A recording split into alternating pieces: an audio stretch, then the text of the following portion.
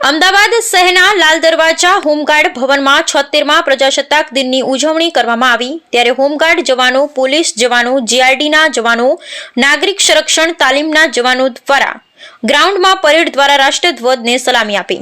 IPS officer અધિકારીએ ધ્વજ ફરકાવ્યો અને હોમગાર્ડની મહિલા જવાનો દ્વારા સાંસ્કૃતિક પ્રોગ્રામ કરવામાં આવ્યો।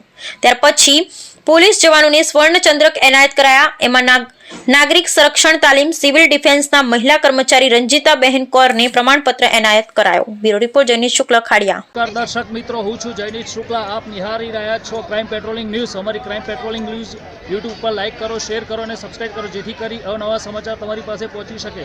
જયनीत શુક્લા, ક્રાઇમ રિપોર્ટર, અમદાવાદ શહેર લાલ દરવાજા હોમગાર્ડ ભવનમાં આજે 76મો પ્રજાસત્તાક દિનની ઉજવણી થઈ ત્યારે એમાં સાંસ્કૃતિક બહેનોએ જે અહીં મહાત્મ દર્શાવ્યો, જે નૃત્ય કરીને, તે એમનો ખૂબ ખૂબ આભાર છે।